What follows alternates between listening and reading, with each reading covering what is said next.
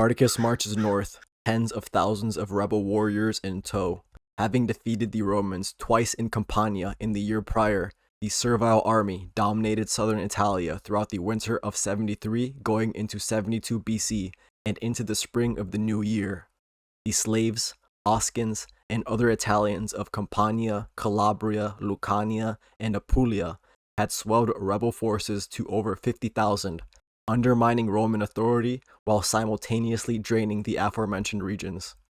The rebels traveled in two distinct groups, separated by 1 or 2 days' travel.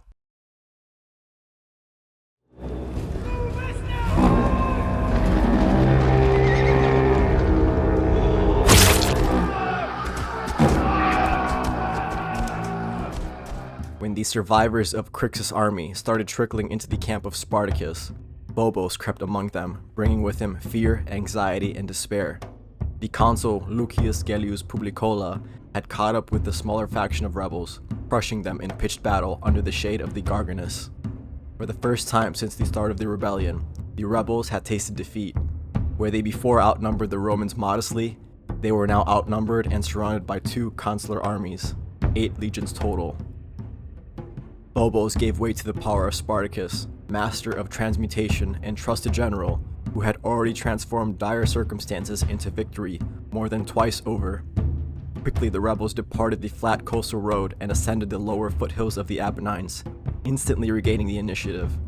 Being masters of fighting on flat terrain, but subpar on rougher terrain, the Romans could do nothing but coordinate with each other from a distance as they pursued Spartacus, shadowing him and attempting to block potential crossing points half-heartedly.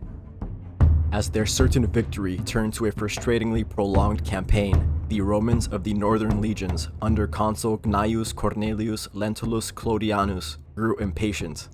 When reports surfaced of rebels in the vicinity, Lentulus strayed from the flat coastal terrain of Apulia, sacrificing some flatness for a chance to finally take down Spartacus and end the rebellion decisively. Observing from atop the hills, this was the one act of impatience that the former Roman auxiliary was patiently waiting for.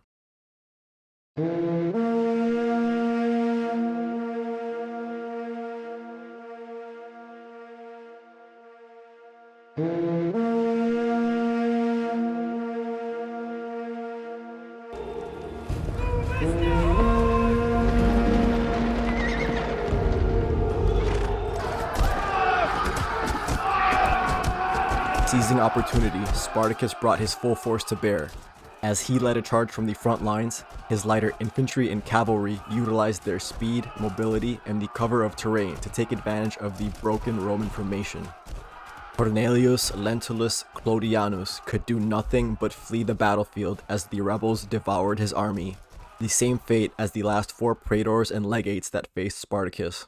However, he did have the honor of being the first consul to run away from Spartacus, leaving his 4 legions to be slaughtered.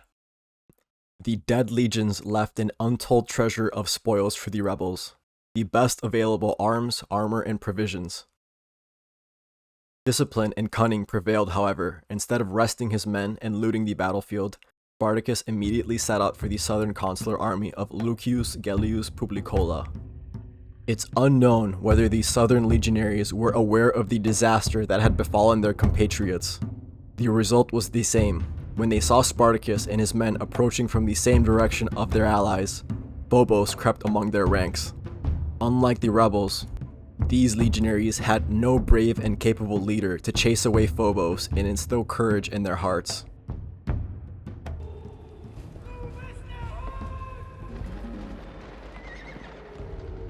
Having lost the initiative, the numbers advantage, and the mental game, the resistance put up by Publicola's consular army was half-hearted at best.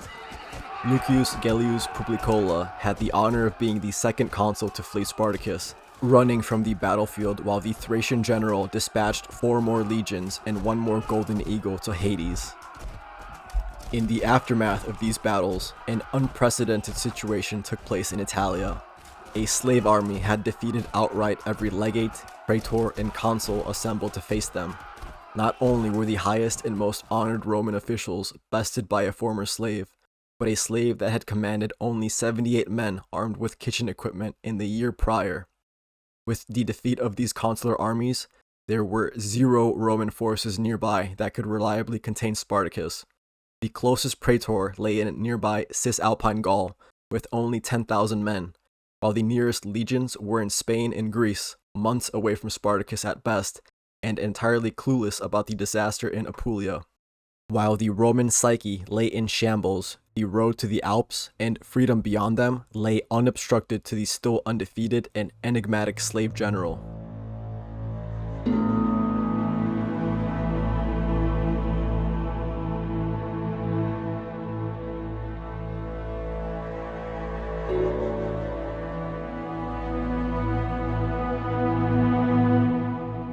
If you're a hardcore historical purist like me, check out my Patreon where I just dropped the previous episode in this series covering the Battle of Mount Garganus, which took place right before these 2 battles.